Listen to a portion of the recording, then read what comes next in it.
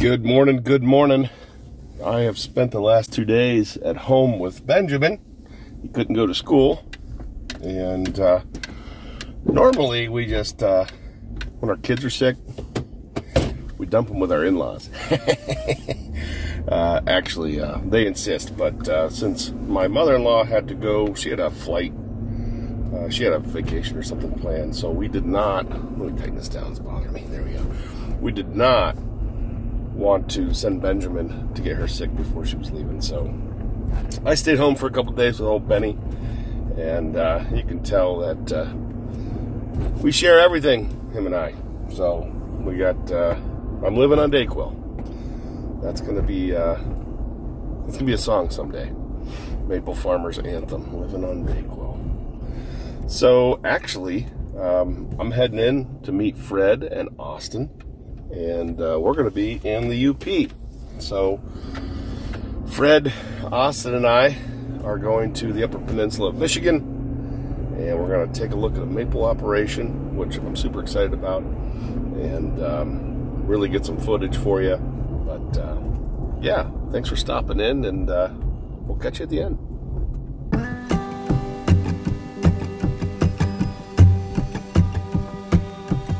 So, guess who is driving Miss Daisy today? You shouldn't have referred to yourself as Miss Daisy. I wasn't referring to you. But I was referring to Fred. Still gonna come back to bite you in the butt. So, Austin is driving Miss Daisy and myself. We just got on the road. It'll be a long day, Austin, old buddy. Yeah, I know it. Long day. We're gonna stop, get some sandwiches and coffee, and we're heading to Michigan. Heading to the UP. And with the Yoopers. Yeah, with the Yoopers. There's a chance we could be Yoopers someday. So, on the road again. So, Miss Daisy, will you turn that fan down a little bit? Well, that's off. That's all. There you go. Oh. I meant Miss Daisy, but Austin got it. It's starting to feel like we got a truck full of Miss Daisies.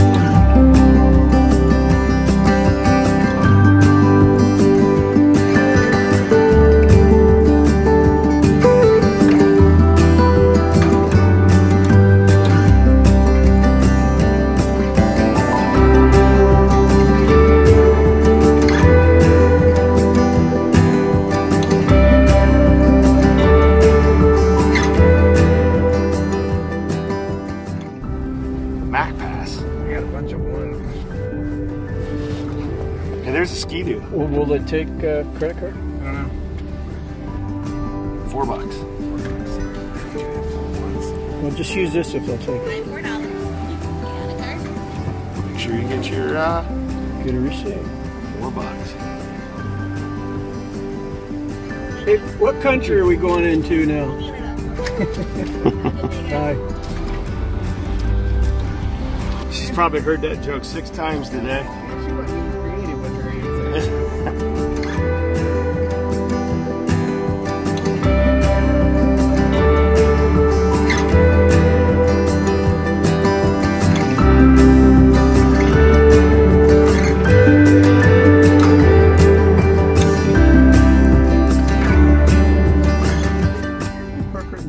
Or just go around the whole thing and park in the front. Suggestion. They rubbed the no off. It's supposed to say parking area. Huck's Pub and Grill. Every pub in Alaska is probably like this, isn't it? Yeah, a little different. There's not any drunk miners in this one. Do they have a lot of miners in Alaska? miners and fishermen. That's most of them, huh? Yeah, miners, fishermen, natives. That pretty much runs the gamut. There's a gate. That's not open, so that's not it. Because she said the gate was open for us. Might have to pull it back up. Come on now. Every one of them have not been plausible. Yeah, but I feel like you've got more than 8 tenths. This is it. This is it. It's all lit up. Boom. Nice big drive.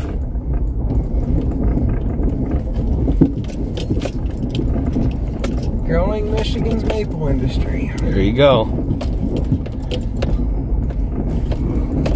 Okay, so there is the shipping container. Yeah, pull right in front of the garage door. Bumpy ride, isn't it?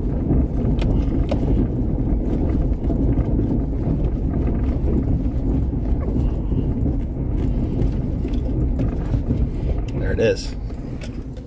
Put the brakes on. Oh, they're on. They're on. Mackinac Bluffs. We've arrived. What do you think? Oh, yeah. Got the warehouse area. This is sweet. Little loft. Look at that mixer, buddy. Big overhead door. This feels like an addition on an addition. Yeah, dude. I don't know. Processing area. Yeah, this is right there. Kitchen. Sweet. Nice place. Yeah. Swinging door. Kitchen. There's Lindy. Sweet. What's that, this room? Yeah, what's it called? Break room. Break room. Got the TV. Bought that new 25 years ago and used it in my meat plant. Put stuff in and out of the freezer and I just brought it here and committed to doing this. That's actually a just a transfer tank. I'll dump the flue pan out into it. I got you. And I want to do an in-season thorough cleaning. Yeah, yeah, yeah. Pump it back on. 20-inch filter press. Yep. Game changer. Yes, it is. Yes, it is. We operated up to 22,000 zaps with these two. Yeah. It was pretty much one person on the filter press flipping it over. And then my business partner at the time screamed at me when I bought that. Brad said he had a pretty good deal on it. I said, well, bring it. We brought it. And Luke, my business partner, asked me, I said, how much you pay for that? And I'm like, I don't know. No, seriously, what'd you pay for it? I don't know, $13,000. First night we used it, he said, I paid $25,000. Yeah. When you've touched these hot plates enough with your hands. Oh, just the sweat and the nasty, just, yeah. Very cool. But they were good. So we're using it now just to transfer and filter herb. Oh, yeah. Is this a sap tank level? Yeah, it's our concentrate tanks upstairs, and they just work in reverse order. Check that out, Nick. I just decided to dump it down and make it. Oh, I got you. That's handy. So they're just a float on the other end. Yeah, twice in our existence, I flooded the tanks. Never with sap, always with permeate, and never to a point where it did any damage. And I've got a drain in the floor. I got you. So yeah, this was last year's crop. Probably our most varied in terms of just good color all the way through. Never got any gold and yellow looking stuff. Nobody up this way made any light. Wow. So that's each drum? Yep. When you guys call a drum up here, it's 55 gallons, right? That's the majority. I do have some 25s or 40s. 40s, yeah. Cool hood. Steam away. This is a big evaporator. Yeah, it's pretty dang efficient. Hey, so man, we'd be better off hauling our sap up here, boys. Brad and I designed that and I had it built. The 2-inch? Well, with the box? the chip box that you can flush out so that when the steam away starts shedding, Oh, yeah. you've got a way to keep them out of the flue pan so you get impaction in there. Oh, okay. It's starting to all make sense now. Yeah, so every once in a while we just douse this down and flood the chips out, let them settle, and then dump sap back in. Oh, that's genius. Otherwise, you start Right. Yeah, I hate it. We put one on here as well, but we don't get near as much coming out of I the got front you. of the flues, even though it does stack in here, but if you can keep it. You're trapping it back here. Because I don't like doing in-season cleaning with acid up there. I'll do it here. I don't want to do it here. If you've got a window, if you've got 3-4 days to freeze up, you can do it. But if you don't have enough time on your You're talking about the steam away? Yeah. It's the hardest thing to clean. They're hard to clean. But with doing the way we do it, it works out pretty good. I can get pretty much all the way through season. What does this guy do? That's my filter press pump, so I can pump product away from the draw tank. Okay. I just rigged it up so that this guy can operate it, so we ain't gonna kind of walk back and forth. I got you. This is all well designed and engineered. There ain't no doubt about that. Yeah. I like the white everywhere. It's clean. It's clean. Well, with me, with the federal inspection, Oh, yeah. processing background, it's like build it clean, keep it clean. It's Sure. easy. Sure. Nice floor drain. Very cool. That's cool.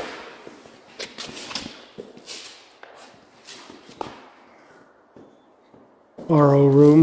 Yep. This one, it's packed in there pretty good. We got lots going on, but I've got a valve to everywhere. I see that. And you don't have to stop anything or hook anything up. I put through a manifold of 3-ways. Okay. I As see long as that. you remember to turn one on before you turn one off, you're in good shape. Because if you Gotcha. don't, things go. A lot of pressure. High pressure. Dang, there's a few membranes here. Yeah, this one, it's a couple years old. This would be we've used it for 3 seasons. And this one actually runs out of VFD. Oh, no kidding. Yeah, because I didn't want to start single phase motors. So all the pressure pumps are VFD. And so they'll walk up, but also you can play with pressures with the frequency too. So Gotcha. once I get it set, if I'm ahead of the game, I just slow the motors down. If I'm Gotcha. behind, I just speed them up. So I don't have to sit there and crank pressures. I just leave that set and kind of just work back and forth. I see you have everything labeled. Yeah. These are the main tanks out back coming in. Yep. Yep. We got some strainers. Mm-hmm. And then every one of these is labeled. Yeah, these all fill permeate, one for every tank. We've got the two 1,500 gallons upstairs, and then every one of the tanks out back, I can take permeate to any one of them. That's awesome. And the same way with concentrate. I just figured I'm doing it, I'm going to do it once. Heck yeah. You even got a camera here. Yep. Is that for the break room? Does it go to the break room? No, actually, it's upstairs where we watch it most. And then Okay. I can dial in from home No kidding. on the floor or whatever it was. So this is the Extreme HC8. So a lot of times I'll run this machine by itself if the sugar content is, 2 or above, and I know I'm not gonna get behind the 8-ball. I'll just wait a little bit in the day and fire this one up. But when we've got high flow, I usually just steal water with the other one, send it back out to the tank, and then grab it with this one, send it upstairs. So you run that one on like lower pressure, Yeah. just to Just stripping. blast water In out. fact, I don't even run that in series. I just run it parallel Okay. so that I'm not overdoing membranes. I just let it run through each membrane back out and just stealing water off. Gotcha. And there's been a couple times when I've got some sap. I don't really want to get this thing up and running, so I'll go ahead and concentrate it all in there. Just take me a little bit longer. Like maybe you get a little run, you got 8,000 gallons, and I don't want to dirty this one up. It freezes up. You got a couple. I just run it through that one, put it upstairs. Gotcha. The sugar house has got about 6,800, maybe 7,000 taps coming right in here, and then all the other taps come underground in either, depending on whether I want it in this line or the other one. And typically what I do is I run it in one line for 50% of the season or more, and then just switch it over, clean the other line. I've got a chem doser in the back, and so I can dose it. Plus I've got a well back there. Did you drill a well? Yeah. I can actually move 5 gallons a minute up here with no pump on. It's Jeez. artesian. No kidding. Yeah, it's 1.2 miles and 58 foot of dynamic head. I can turn the well off there, let the line run, and get 5 gallons a minute. It's just straight from the ground. Yep. Awesome. Yep. So where's the vacuum pump for this releaser? It's over on the other side of the wall. Oh, okay. I got you. Yeah. Holy smokes.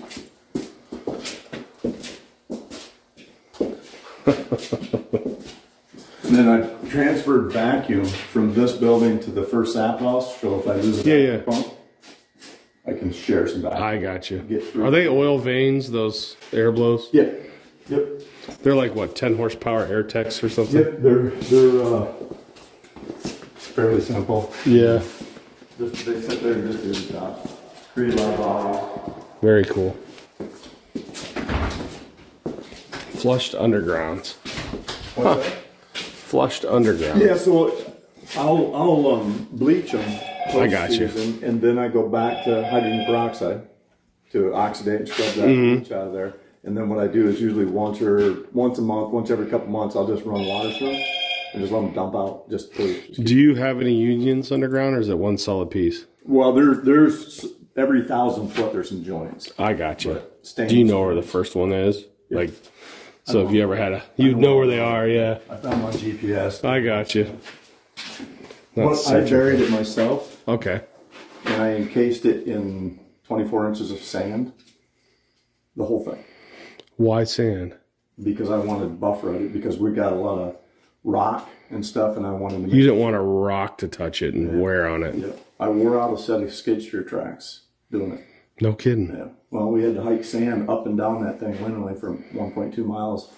Every foot, it's like that. And that just in case it's like rubbing or something. Yep. That's smart. You were thinking about the future. Yep. Pretty much this place you could tell he's thinking about the future. Yeah, like 1,000 amp electrical panels. I built a meat plant. Holy smoly. Yeah. I figured, I didn't know where I was going. Maybe we were going to double, triple. I didn't know. So it doesn't cost that much more to do it big in the first place. Oh my gosh. There's a transformer out there where there's no snow. Yeah. Look at this thing. Holy smokes. This is what I got. That's pretty cool. Yeah, you won't have to worry about power. Nope. Power's there. This is awesome. So there's the air blow. Yeah, there's actually 4 of those. So there's one here, one about 1,000 yards back, or 1,000 feet, excuse me, and then 2 of them in the back sap house. So that's the motor. I don't know how these work. Okay, I have no idea how these work. Oh, pretty simple. There's oil back. How many CFM are each of these? 27.5, 28. Okay. Yeah, these will run pretty high vacuum too, right? Yeah, they're all on VFDs as well, so we're running down 30 hertz. So these go from single phase to 3-phase. They have a VFD on them, yeah. Okay. 3-phase. But what's the beauty of this is that you set them down at 30 hertz, and you set your parameters. When you start developing leaks, they just ramp themselves up. So it's your first sign you got leaks is if it's running above. In fact, all the people that work here, they don't even look at vacuum. They look at hertz. Smart. Because they know what that means. Oh, we're running 35 hertz. That means we got leaks. Go out and fix them until you get down to 30 hertz. How many CFM did you say? 2,700. Well, they'll do about 100 CFM. They'll do about 100 and 125 CFM, but they'll run 27.5, 28 inches of vacuum at 100 feet above our elevation now, and maybe 3/4 of a mile back. They've got large capacity vacuum. Liquid rings are probably, I don't know. I've had debates with a lot of people, but these things are stupid simple. Keep fresh oil in them, keep the filters changed, don't get them polluted. They just run. Yeah. I'd be shocked if this wasn't more CFM though. Just the size of it. Plus it's 10 horse. How many taps are on this? 68. This one's about 68, 6,900, but I've got one of them that's pulling over 11,000. Huh. Really? You know you're not fitting in their mathematical equation. Right, but there are certain things as I'm gonna stand back. gradient, and the steeper you can pull from, you get natural vacuum assist. And so I'm making more sap out of the one that's pulling on 11,000 than I am on this one. Now, do you have a wet dry? Yeah. And this one's actually got 3. Oh, really? Yeah, because we're pretty flat on the first 1,000 feet, so I put 3 lines in there. So you have a bypass line, and you have a first flow line and a second flow line. So you're getting a little bit of head pressure, so to speak. It'd be reversed with gravity to that point, and then... But with the 3 lines in there, when it freezes up at night, my first dry line, if you will, becomes my first wet line until that bottom line thaws out. Otherwise, you kind of stall the bush out. Works pretty well. I think this system made 23 or 24 gallons per tap last year. This is probably our weakest system. Some of it is topography. Some of it is tree quality. We a little more conifers and stuff up in here, a little more acidic soil. Getting back, I had one segment, there was about 4,800 taps that did 32 gallons. And the one that has the 11,000 on it did about 27 last year. Got 2 bricks? No. We were down to probably 165, 170 last year as a season. But when you have that high sap flow, you'll see your bricks go down too. Just gets more gallons and. One of our best seasons here, I made 350 gallons or 350,000 gallons of sap and 10,000 gallons of syrup because it was just super sweet. It didn't get much flow, but I got all the good stuff. Interesting. What'd you say, Austin? I'm getting a rash. There's so much organization. He's allergic to organization. A slam. No, he's talking about himself. Well, yeah, it was a self slam. Okay. If you saw what our sugar houses look like right now. Yeah. This is the room that we just built a couple years ago. It's actually a cooler. Oh, no kidding. The walls is about that thick. I got you. Rigid board.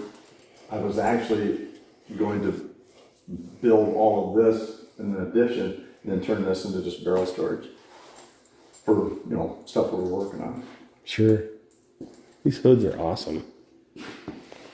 Hood Mart. Hood Mart. Wasn't that spendy? Hood Mart. I mean, not cheap, but yeah.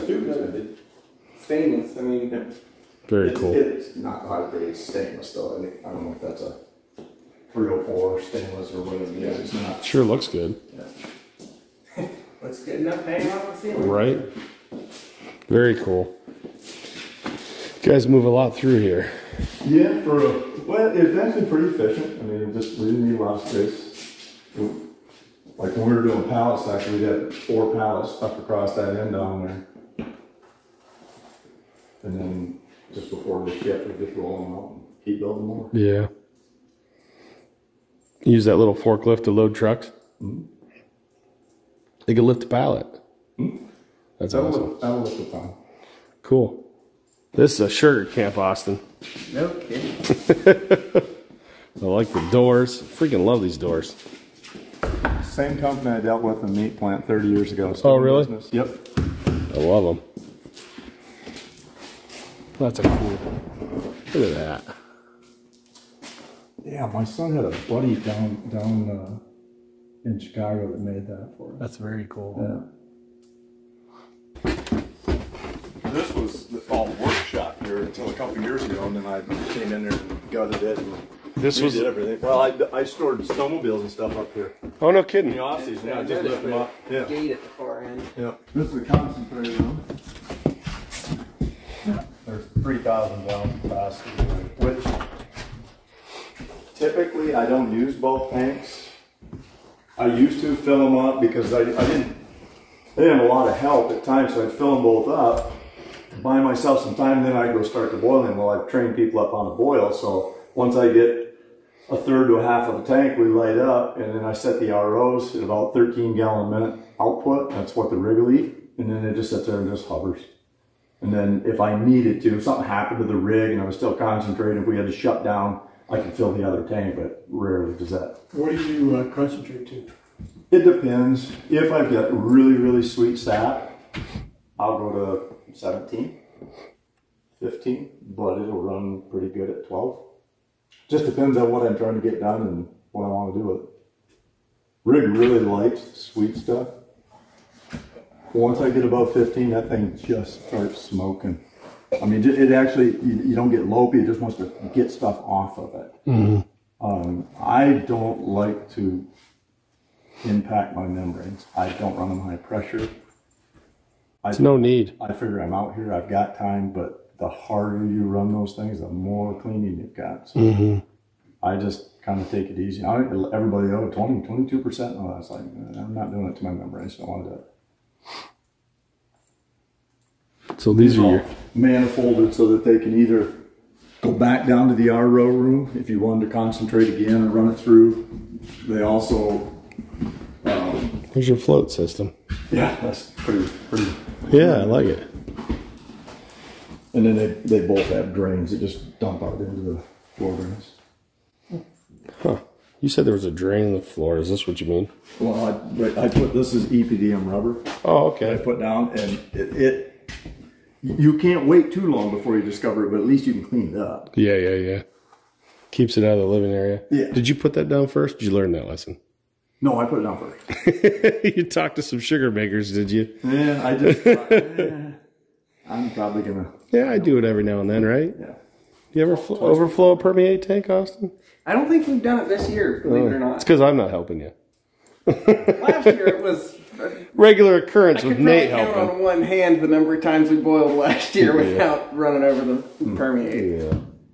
Now I will run over my permeate tank outdoors quite often. Okay. Yeah, but who cares? Well, it's 7,000 gallon tank, and I want it full because I need all that water. So I just let it until it starts sprinkling over. But a couple times I've forgotten.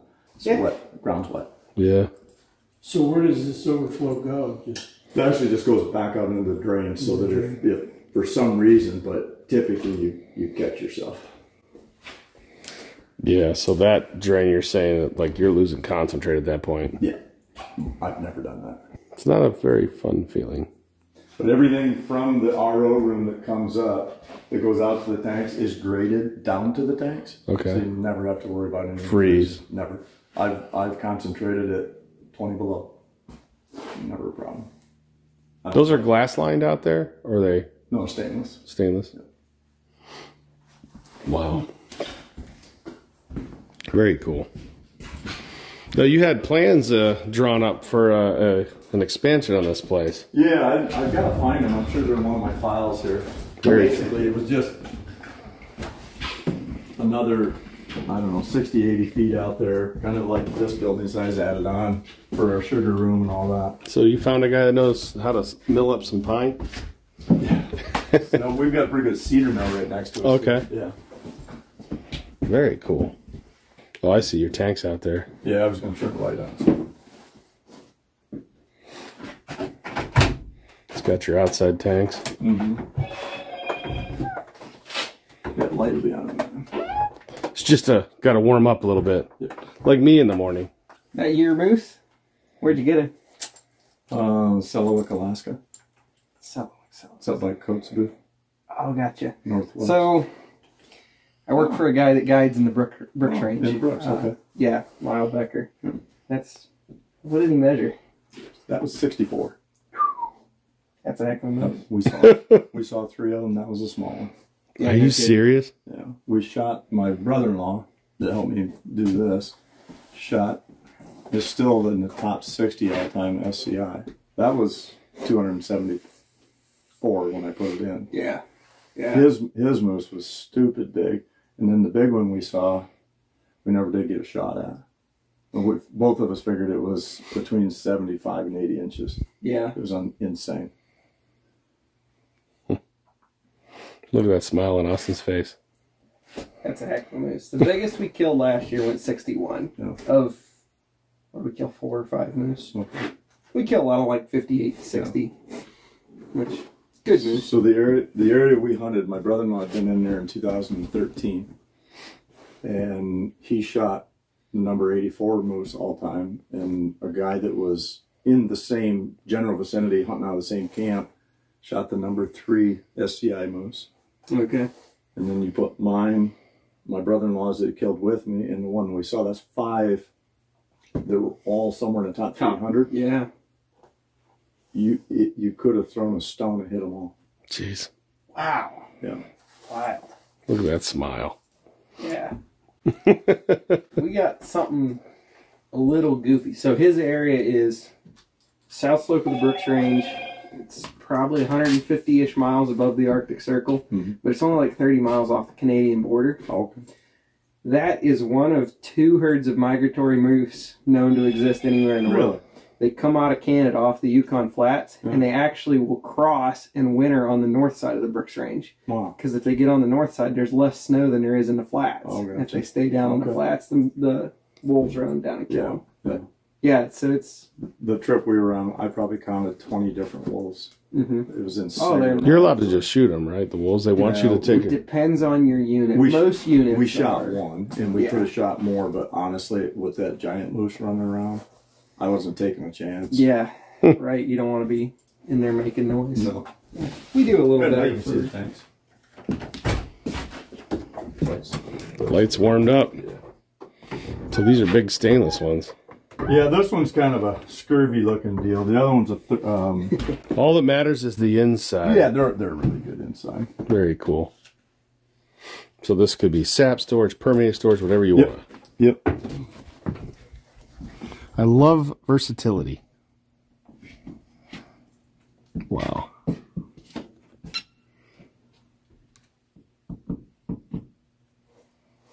Very cool. I love everything about this already. There's a couple things probably need to be added, like a surge tank in the back.